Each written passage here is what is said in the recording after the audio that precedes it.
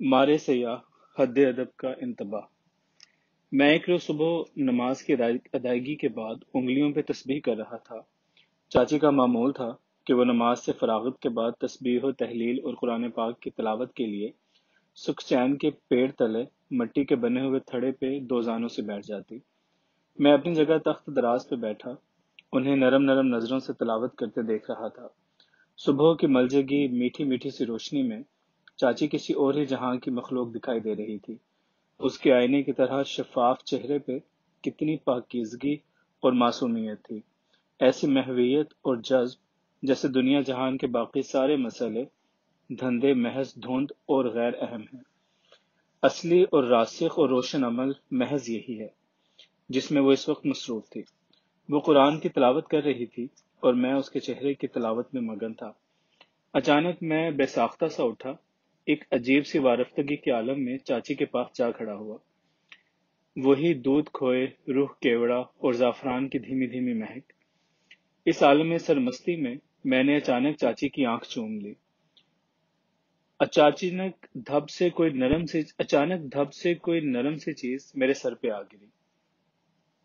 اس سے پہلے کہ میں کچھ سمجھتا، ایک کالے سیاہ سانپ نے میری گردن اپنی گرفت میں لے لی۔ چاچی نے قرآن پاک رحل پہ رکھ کر فوراً مجھے اپنی گود میں بھر لیا۔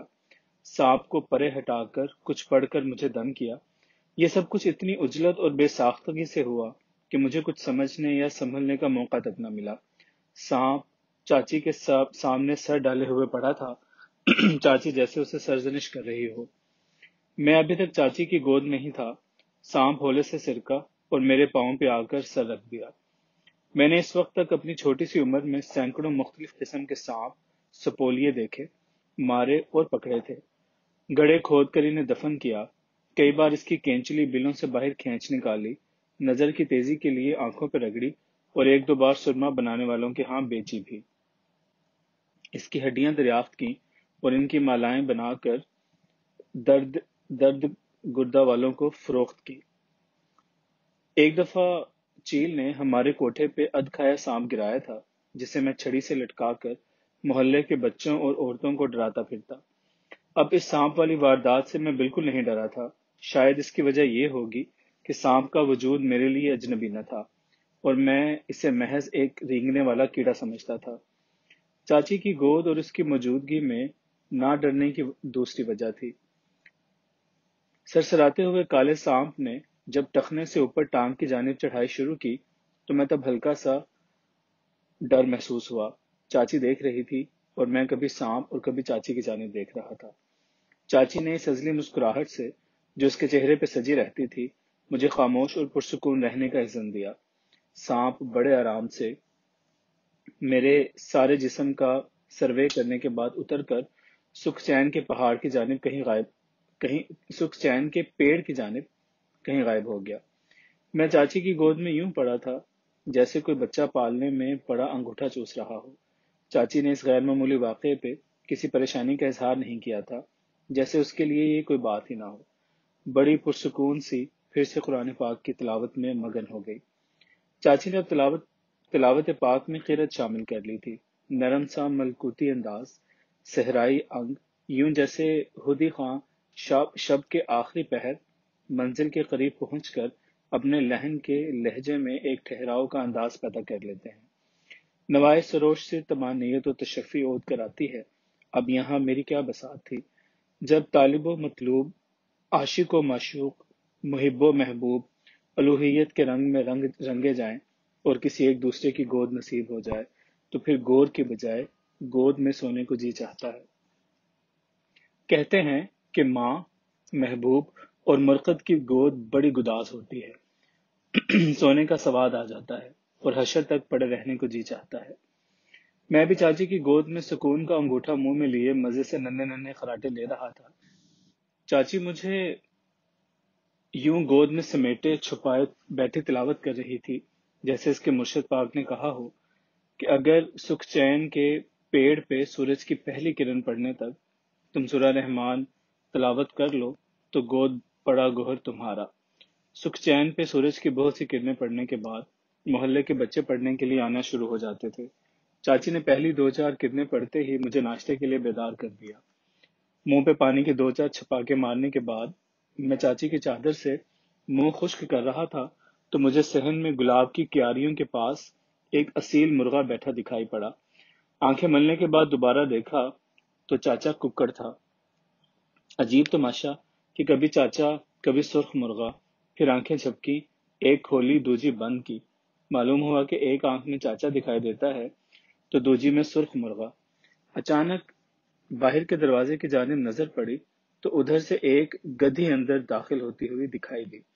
یا مظہر العجائب، یہ میرے ساتھ صبح صبح کیا تماشے ہو رہے ہیں؟ میں ہڑپ ہڑپ چورما کھا رہا تھا۔ چاچی دزدیدہ نگاہی سے مسکراتے ہوئے دیکھ رہی تھی۔ چاچا پرے بیٹھا باقر خانی اور چائے نوش جان کر رہا تھا۔ چاچی بڑی رسان سے بولی، کاغا، چھوٹے چھوٹے لقمے اور ہر وقفہ لقمہ میں الحمدللہ کہنا رازق سے رزق وصول کرنے کی شکر گزاری ہے۔ چاچی نے یہ الفاظ ایسے آہنگ سے کہے کہ چاچا نے بھی سن لیے۔ میرے ساتھ چاچا کا انداز طعام بھی بدل گیا۔ چاچی نے ہم دونوں کو الحمدللہ کہتے ہوئے اور چھوٹے چھوٹے لقمے اٹھاتے دیکھ کر خود بھی الحمدللہ کہا۔ مجھ سے سرگوشی کے لہجے میں کہنے لگی، آج صبح صبح جو کچھ بھی ظہور پذیر ہوا ہے اس کا کسی سے بھی ذکر نہیں ہونا چاہیے، اور آئندہ کبھی کوئی ایسی حرکت نہ کرنا جس کی تمہیں میری جانب سے اجازت نہ ہو۔ تم ابھی بچے ہو، ناسمجھی اور بے علمی سے اگر سرپٹ بھاگو گے تو ٹھوکر کھا کے گرنے کا اندیشہ رہے گا۔ میں بھی تو تیرے جتنی عمر کی بچی تھی جب میرے بابا جی نے مجھے گود لیا تھا۔ نادانی اور بے سمجھی میں بہت سی حرکتیں اور باتیں غلط سلط ہو جایا کرتی تھی۔ میرے بابا جی کبھی ناراض یا خفا نہیں ہوتے تھے، ہمیشہ شفقت اور نرمی سے سمجھا دیا کرتے، اور میں بھی تمہیں نرمی سے سمجھا دیا کروں گی۔ چاچی چورمے کا پیالہ صاف کرتے ہوئے آخری لقمہ میرے منہ میں رکھتے ہوئے کہنے لگی، کاغا کو چورما اس لیے کھلایا جاتا ہے کہ وہ پی کا سندیس لاتا ہے اور یہ فقیر کی طرح بے ٹھکانہ ہوتا ہے۔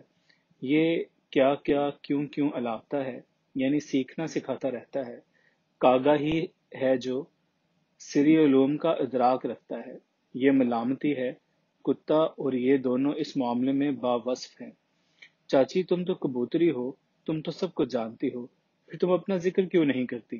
ڈرتے ڈرتے میں نے سوال کیا۔ بربکی کبوتر، ہگ نہ موتر۔ چاچی نے ہلکے سے میرے گال پہ چپت لگاتے ہوئے کہا، یہ کبوتر بڑے بھولے اور نادان ہوتے ہیں۔ ان کی بڑی کمزوری خود پسندی اور آرام طلبی کی عادت ہے۔ ڈرپوک اور شرمیلے، یہ اکثر مراقبے میں ڈوبے رہتے ہیں۔ مرقدوں، مزاروں، مقبروں، میناروں پہ تم نے ان کے غول دیکھے ہوں گے۔ مکے، مدینے، بغداد شریف، اجمیر شریف، داتا سرکار، کہیں بھی چلے جاؤ کبوتر ضرور وہاں موجود ہوں گے۔ یہ نادان مگر معصوم سا پاک پرندہ ہے۔ یہ الگ بات ہے کہ یہ اپنی بے ادبی کی وجہ سے بلی، شکرے اور آندھی، بارش، طوفان کی نظر ہو جاتا ہے۔ کاش یہ سروں پہ بیٹھ کے غلاظت نہ پھیلائے۔ چاچی، کیا بربکی اشرفی کبوتر ان کبوتروں سے مختلف ہوتا ہے؟ ہاں، یہ مختلف ہوتا ہے۔ جس طرح کاغا اگر غلاظت پہ پڑے تو کوا بن جاتا ہے، کیا کیا کی آواز کاں کاں میں بدل جاتی ہے۔ بربکی کبوتروں کی نسل کو ایک بزرگ بابا سرمد بربکی کی دعا ہے۔ یہ نہ تو غلاظت پھیلاتے ہیں اور نہ اپنی نسل بڑھانے کا رجحان رکھتے ہیں۔ یہ ہر ولی ابدال کے مزار پہ ایک آدھ جوڑا ضرور موجود ہوتا ہے۔ دوسرے کبوتر بھی اس جوڑے کی خوشبو سے وہاں آ جاتے ہیں۔ خدا جانے یہ بربکی کہاں سے آتے ہیں۔ منش کا حیوانی روپ، بندرابن میں چھپی دھوپ۔ چاچی، میں نے جب سے تیری آنکھ کو بوسہ دیا ہے میری آنکھ جیسے سامنے آنے والوں کے دوسرے روپ کو بھی دیکھنے لگی ہے۔ چاچا، مجھے مرغ دکھائی دیا اور مہترانی گدھی۔ تم نے صحیح دیکھا ہے، واقعی تمہارے چاچا کا حیوانی روپ مرغ ہی ہے، اصیل مرغ۔ ایک بات بتاؤ، تمہارا چاچا ککڑ کے نام سے کیوں مشہور ہے؟ چاچی نے مجھ سے پوچھا۔ میں نے لا علمی کا اظہار کرتے ہوئے جواب دیا، مجھے تو کچھ بھی معلوم نہیں، لیکن ہر کوئی انہیں اسی نام سے پکارتا ہے۔ میں بتاتی ہوں۔ کبھی کسی صاحب نظر بزرگ نے ان کا حیوانی روپ دیکھ کر انہیں مرغا یا ککڑ کہہ دیا ہوگا۔ وہیں سے یہ سلسلہ آگے بڑھ گیا۔ بیٹا، انسان کی ظاہری بصارت کے آگے 40 روحانی حجاب یا پردے پڑے ہوئے ہوتے ہیں۔ ہم جو کچھ دیکھتے ہیں ان پردوں کی اوٹ سے دیکھتے ہیں۔ جس طرح آنکھ میں موتیا اتر آئے تو دھندلا یا بالکل دکھائی نہیں دیتا، مطلب یہ ہوتا ہے کہ آگے پردہ پڑ گیا ہے۔ آپریشن علاج سے وہ پردہ دور کر دیا جاتا ہے اور انسان پہلے کی مانند پھر دیکھنے لگتا ہے۔ بالکل ایسے ہی اللہ کے ولی، اس کے برگزیدہ بندے، اللہ پاک کے امر سے جس کے بھی چاہیں، جب چاہیں اور جتنے چاہیں حجاب دور کر دیتے ہیں۔ یہ 40 حجاب اس طرح ہیں: 10 ذات کے، 10 کائنات کے، 10 ازل اور ابد۔ جب تک پہلے 10 حجاب یکے بعد دیگرے دور نہ ہو جائیں، باقی حجاب اٹھ نہیں سکتے۔ 1، 2، 3، 4 سے 40 تک پہنچنا پڑتا ہے۔ میں جیسے کسی کنویں کی گہرائی میں اترا ہوا تھا، چاچی کی تصوف میں ڈوبی ہوئی اور اسرار میں رچی بچی زندہ اور تابندہ باتیں سن رہا تھا۔ میرے دماغ کا کمپیوٹر منوان ایک ایک کیفیت اور ایک ایک لفظ اپنے اندر فیڈ کر رہا تھا، اور میرے تصور اور تخیل کا کیمرہ کھٹ کھٹ ہر کیفیت کی تصویریں اتار رہا تھا۔ میں عالم تحیر میں ڈوبا ہوا سوچ رہا تھا کہ الہی، یہ چاچی کیا چیز ہے؟ انسان یا جن؟ فرشتہ تو وہ ہو نہیں سکتی تھی کیونکہ وہ ایک عورت تھی۔ جب سے میری ایک آنکھ کام کرنے لگی تھی، میں اس جستجو میں تھا کہ چاچی کا کوئی اور رنگ یا روپ بھی دیکھوں، مگر ہر بار وہ مجھے چاچی یا بربکی ہی دکھائی دی۔ چاچی، یہ بربکی کبوتر۔ چاچی نے میرا جملہ پورا ہونے سے پہلے ہی میرے ہونٹوں پہ ہاتھ رکھ دیا۔ چاچا ناشتے کا خالی پیالہ اٹھائے اس طرف آ رہا تھا۔ چاچا باہر چلا گیا تو چاچی درود شریف پڑھنے لگی۔ چاچی جی، یہ سب کچھ آپ نے پڑھا ہے، سیکھا ہے؟ میرا مطلب ہے کہ یہ سب کچھ، اتنا علم، ایسی عقل و دانش، ایسی استقامت آپ نے کہاں سے حاصل کی؟ چاچی نے پھر میرا جملہ چھین لیا، شہادت کی انگلی میرے لبوں پہ رکھتے ہوئے کہنے لگی، کاگا، تم بہت ہی کیوں کیا کرنے لگے ہو؟ مجھے تم یہ سب کچھ کہہ رہے ہو، ذرا بتاؤ تو صحیح کہ اس عمر اور اس ماحول میں جہاں بچے کو ڈھنگ سے اپنا نام بتانا اور لکھنا تک نہیں آتا، تم ایسے سوال کہاں سے لاتے ہو اور میری یہ مشکل سب باتیں کیسے سمجھ لیتے ہو؟ میں جواب میں آئیں بائیں شائع کرنے لگا تو چاچی خود ہی بول پڑی، تم شاید ڈھنگ سے جواب نہ دے سکو، میں خود ہی تمہاری طرف سے جواب دیتی ہوں۔ تم یہی کہو گے کہ میں نے یہ سب کچھ لوگوں سے سیکھا، کتابوں سے جانا، اور شاید یہ بھی کہو کہ یہ سب کچھ مجھے اللہ کی جانب سے ودیت ہوا ہے۔ مجھے یقین ہے کہ یہ آخری بات درست ہے۔ وہ خلاؤں میں گھورتے ہوئے بولی، تم میں جاننے کا تجسس بہت ہے اور سمجھ کو سنبھالنے اور اسے مناسب وقت پہ عمل میں لانے کی بے پناہ صلاحیت ہے۔ تم میں باہمی ربط پیدا کرنے کے لیے قدرتی اہلیت ہے، جسے عاملوں اور خفی علوم کے عالموں کی اصطلاح میں معمول کہتے ہیں۔ اس بات کو یوں سمجھو کہ جیسے سونا کانوں سے مٹی، پتھر اور دیگر دھاتوں ملے ڈلوں کی صورت نکلتا ہے، جسے بعد میں بڑے طریقوں سے بتدریج صاف کر کے خالص سونا حاصل کیا جاتا ہے، اور کہیں یوں بھی ہوا کہ خالص چمکتے ہوئے سونے کا ڈلا مل گیا۔ کئی ہیرے ترشے بنے بنائے بھی دستیاب ہو جاتے ہیں۔ اب چند باتیں غور سے سنو۔ تم ایک فقیر کی دعا سے عالم وجود میں آئے۔ تم نے کوئی ٹھوس غذا لینے سے پہلے ایک قلندر کی آنکھ کا آنسو پیا۔ تم پیدائشی طور پہ مختون ہو، تمہارا نام آسمانی نام ہے۔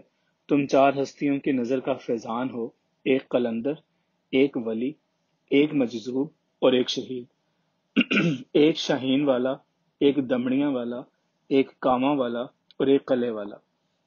پیدائشی طور پہ تمہاری باطنی آنکھ سے 8 حجاب ہٹے ہوئے تھے۔ کچھ اور کہوں کہ بہت ہے؟ کاگا، تمہیں رب العزت و حکمت نے بہت سی نعمتوں سے نوازا ہے۔ اس کے کارخانے قدرت و ایجاد میں بے شمار شکلیں، ترکیبیں، ترمیمیں، ترویجیں، تکمیلیں جو ہمارے لیے ہوتی ہیں، ہمارے سامنے موجود ہوتی ہیں، مگر ہماری سمجھ میں نہیں آتی۔ اس کے لیے پھر ہمیں کسی راہبر، استاد یا کوئی جو ہدایت یافتہ، کسی حد تک کامل اور صاحب فضیلت اور ذی وقار ہو، اس کی ضرورت محسوس ہوتی ہے۔ میں یہ بھی جانتی ہوں کہ تمہارے ظاہری کان میری بعض باتوں کو سمجھنے میں دقت محسوس کرتے ہیں، مگر تم باطنی طور پر ہر بات کو سمجھتے ہو، اور جو کچھ میں نے کہا اس کو تم بھی اچھی طرح جانتے ہو۔ میں نے تو اب چاچی کی باتوں پہ حیران اور پریشان ہونا بھی چھوڑ دیا تھا، کیونکہ اب میں خوب جان چکا تھا کہ میں نے جس وادی حیرت و تحیر میں قدم رکھا ہے، وہاں اب مجھے بچہ کچا نہیں بلکہ ایک پکا اور سچا بن کر گزرنا پڑے گا۔ چاچی، جو کچھ آپ نے کہا وہ حرف بحرف درست ہے۔ اب میں آپ سے یہ بھی نہیں پوچھوں گا کہ آپ یہ سب کچھ کیسے جانتی ہیں، لیکن آپ مجھے کچھ چاچا اور اپنے مرشد پاک کے بارے میں ضرور بتائیں۔ میں تو صرف اتنا جانتا ہوں کہ وہ نواں شہر جموں میں کہیں رہتے ہیں۔ کاغا، وہ تمہارے چاچا کے مرشد پاک ہیں، میرے تو وہ بابا ہیں۔ چاچی، مرشد پاک اور بابا جی میں کیا فرق ہوتا ہے؟ مرشد شاہ تے بابا فقیر۔ مرشد رشد و ہدایت کرتا ہے، ایک طریقہ اور ضابطہ بنا کر ہاتھ میں تھما دیتا ہے، بس کوئی عمل کرے نہ کرے۔ مرشد ڈنڈا نہیں مارتے اور نہ ہی قطع تعلق کرتے ہیں۔ مرشد کا ہاتھ چوما جا سکتا ہے، ہاتھ کو ہاتھ میں لے کر سہلایا نہیں جا سکتا، معانقہ کیا جا سکتا ہے، سینے سے سینہ لگا کر بھینچا نہیں جا سکتا۔ لیٹے ہوئے مرشد کے پاؤں دابے جا سکتے ہیں، جبھا مار کر ساتھ سویا نہیں جا سکتا۔ بابا آپ کا دوست ہوتا ہے، اس کی دہشت نہیں، اس سے محبت ہوتی ہے، اسے چوما جا سکتا ہے، اس سے روٹھا جا سکتا ہے، اس سے ہنسی مذاق کیا جا سکتا ہے، اس کے زانوں پہ سر رکھ سویا جا سکتا ہے۔ وہ آپ کے اندر باہر بسا ہوا ہوتا ہے، وہ اپنے ہاتھ سے نہیں، اپنے یار کے ہاتھ سے کھاتا ہے، اسے نہلاتا، کھلاتا، پلاتا، سلاتا ہے۔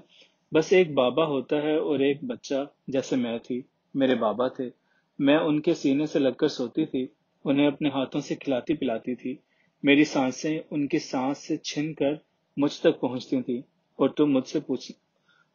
تم نے مجھ سے پوچھنا چاہا کہ یہ سب کچھ میرے پاس کہاں سے آیا، مجھے کہاں سے ملا، تو اس کا جواب یہ ہے کہ یہ سب کچھ میرے مالک اور خالق و محافظ کا کرم ہے، جو رب العالمین ہے، اس کے بعد میرے بابا کی نظر کا فیضان ہے۔ چاچی، ایک بات کانٹے کی طرح کھٹک رہی ہے، یہ چاچا سے آپ کی شادی۔ میں پھر پکڑا گیا۔ چاچی نے فوراً میری بات پکڑ لی۔ کاغا، خواہش، مرضی، تمنا، طلب اور حرص، یہ ان سب چیزوں سے ہٹ کر راہ پکڑنے کا نام فقیری اور درویشی ہے۔ جو حکم ہوتا ہے بلا چون چراں اس پہ عمل کیا جاتا ہے۔ اندیشہ سود و زیاں دنیا کے بندوں کے دلوں میں ہوتا ہے، فقیروں کے ہاں محض تسلیم و رضا کی بات ہوتی ہے۔ بابا نے جو چاہا وہ کر دیا ہے، یوں جانو کہ تم جاننے والے اور ہم ماننے والے ہیں۔ میرے منہ سے خود بخود نکل گیا، جاننا اور ماننا، اور آنکھیں آسمان کی جانب اٹھ گئیں۔ جاننا علم کی جان، ماننا علم کا ایمان۔ جان کر مانا تو صرف مانا، اور اگر ایمان سے مانا تو بہت خوب جانا۔ مومن اسے کہتے ہیں جو اللہ کریم کو بغیر دیکھے، بغیر جانے اس پہ ایمان لائے، اور کافر کہتا ہے کہ پہلے میرے سامنے آؤ، مجھے اپنا آپ دکھاؤ۔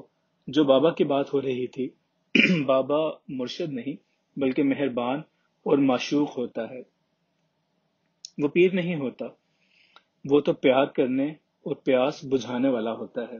لمبی داڑھی، تسبیح، مصلے، منکے، مجاہدے، چلے، یہ سب کچھ اس کے لیے ضروری نہیں ہوتے۔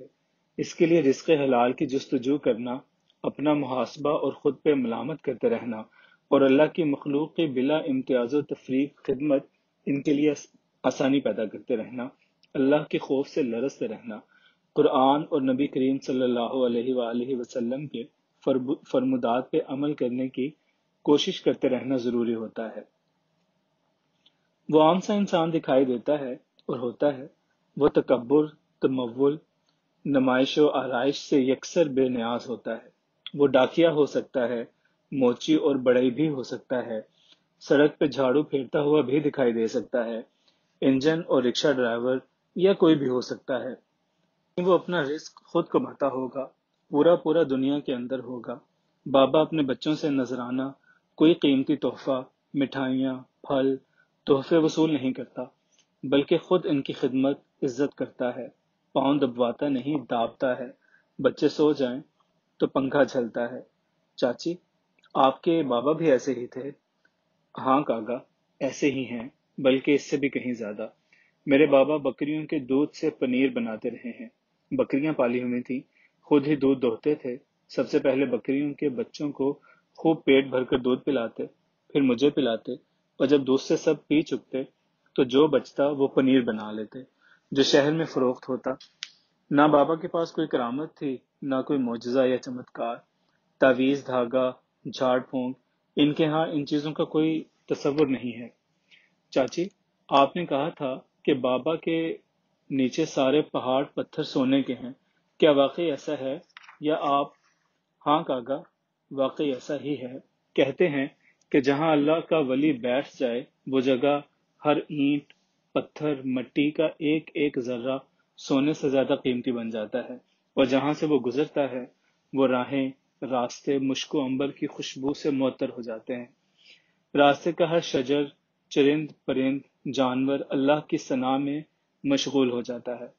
چاچی، سونے سے یاد آیا، میرے چاچے سے دوستی سونے کی وجہ سے تھی۔ چاچا ساری عمر سونا بنانے کے چکر میں رہا، مگر وہ کبھی کامیاب نہ ہو سکا۔ ایک آدھ انچ کی کسر ہمیشہ باقی رہ جاتی تھی۔ چاچی برا نہ ماننا، مجھے صرف یہ بتا دو کہ اصلی سونا بنایا جا سکتا ہے یا یوں ہی یہ ساری بیکار کی باتیں ہیں؟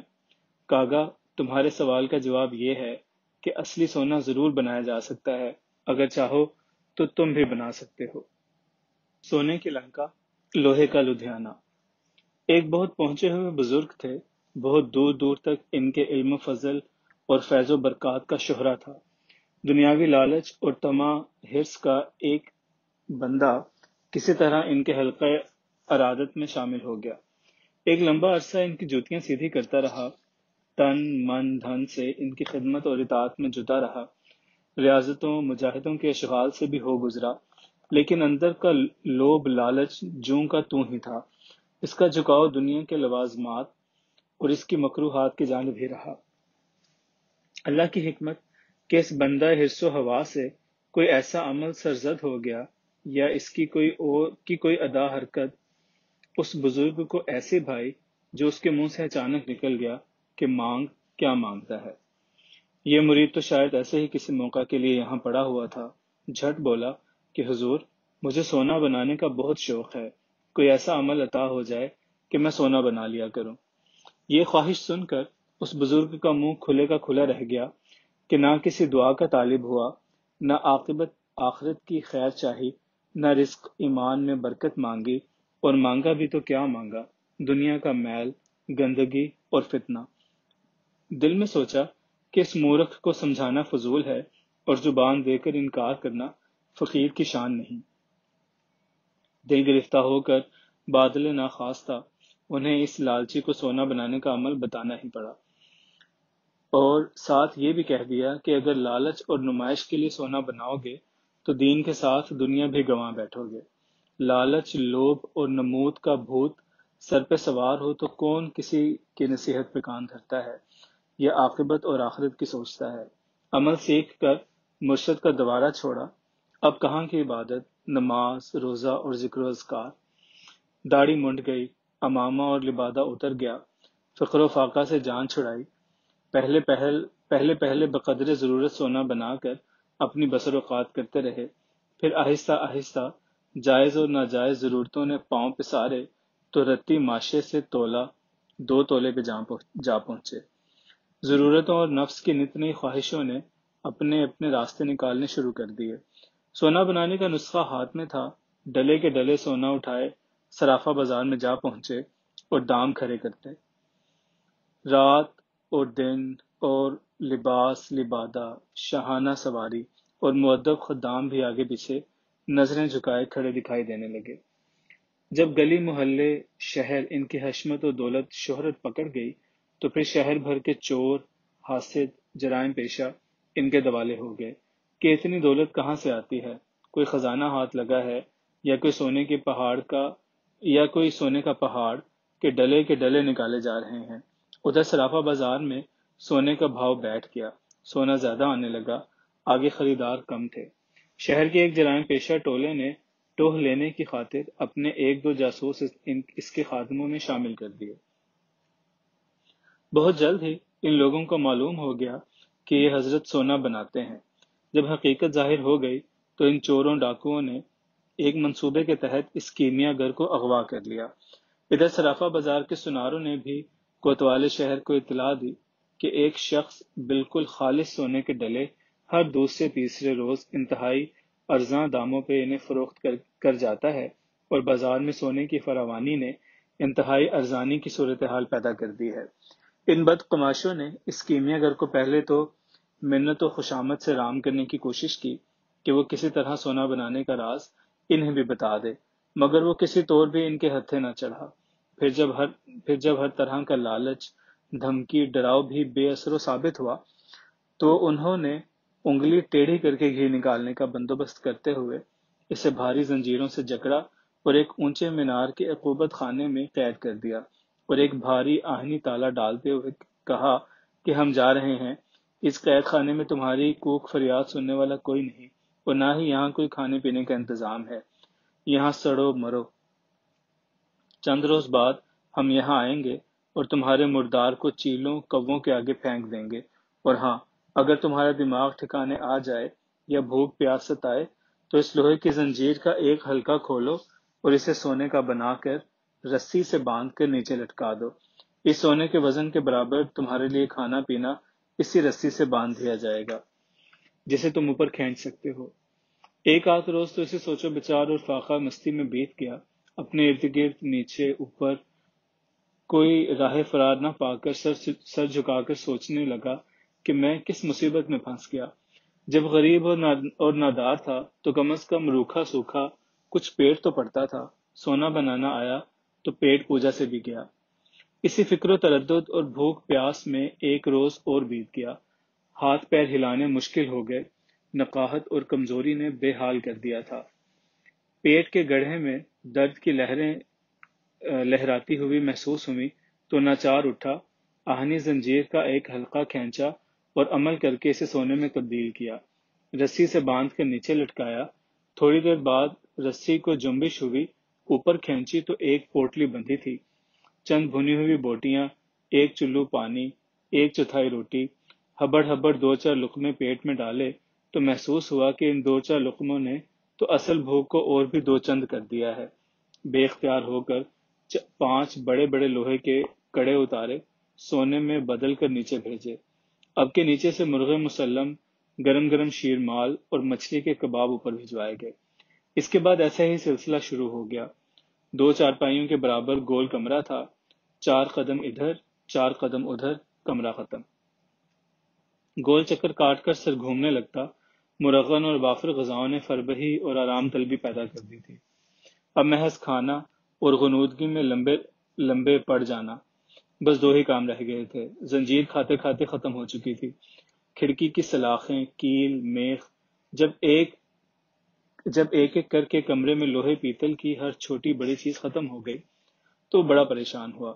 کسی نہ کسی طرح اس نے پیغام بھجوایا کہ سونا بنانے کے قابل اب کچھ نہیں رہا۔ تب انہوں نے کئی من پرانا لوہا، انٹ شنٹ دھاتی کباڑ اوپر بھجوا دیا۔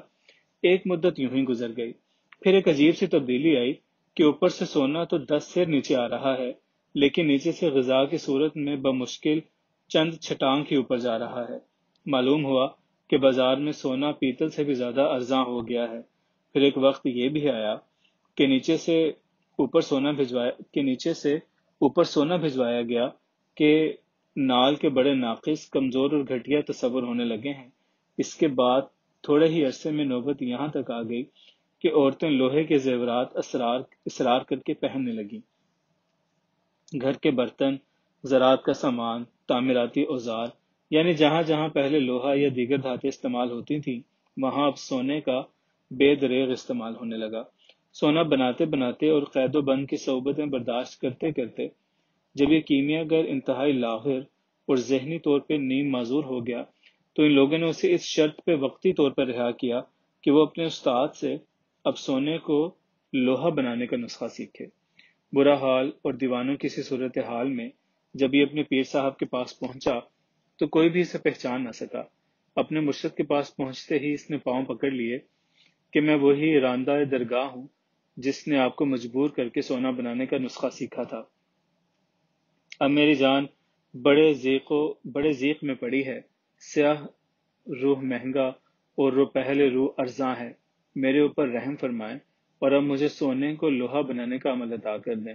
بزرگ تبسم فرما کر کہنے لگے کہ مورکھ نادان، جب تمہیں سونے سے کچھ حاصل نہیں ہوا تو لوہے سے کیا ملے گا؟ لوہے تانبے کا سونا بنانا یا سونے کو لوہے میں تبدیل کرنا کوئی ایسا اہم یا کوئی بڑا کام نہیں، اصل کام تو مالک جس حال میں رکھنا پسند کرے اس پہ مطمئن رہنا اور اس پہ صبر اور شکر کرنا ہے۔ حرص اور لالچ کی آنکھ اور پیٹ سوائے قبر کی مٹی کے کسی اور چیز سے نہیں بھر سکتے۔ مال و زر کی ہوس تو ایسی پیاس ہے کہ جیسے جیسے بجھاتے جاؤ یہ آگ لگاتی جائے۔ بولو، اب اگر چاہو تو میں تمہیں سونے کو لوہا بنانے کا عمل بھی بتانے کے لیے تیار ہوں۔ ویسے اگر تم نے میری اس وقت کی نصیحت پہ عمل کیا ہوتا اور کبھی اس طرح لالچ اور طمع میں نہ پڑتے اور اس عمل کو کبھی اپنے عیش و آرام کے لیے استعمال نہ کرتے تو آج تم دین اور دنیا میں ایسی رسوائی کی ذلت نہ اٹھاتے۔ وہ بڑے پیار سے سمجھانے لگے، بیٹا، کوئی بھی علم سیکھنا برائی نہیں ہے، برائی تو اس علم کا غلط اور غیر متوازن استعمال ہے۔ جس علم و ہنر کا استعمال اور اظہار و اثرات اللہ کی مخلوق خاص پہ بنی نوع انسان کے لیے ضرر رساں اور معاشرے میں بگاڑ پیدا کرتے ہوں، یا نظام حیات کے کسی شعبے میں غیر متوازن طرز عمل اور نفی طرز فکر کو فروغ دینے میں ممد ثابت ہوں، ایسے علم اور ہنر کے اظہار سے اجتناب برتنا چاہیے تاکہ بندگان خدا کی عتاب، نادیدہ افتاد، ترددات اور ناپسندیدہ حالات کی مضرت سے محفوظ رہ سکیں۔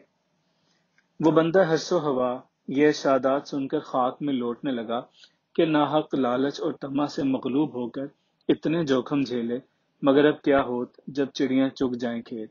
تعصب سے ہاتھ ملاتے ہوئے آہو بکا فریاد اٹھائے کہیں نکل گیا۔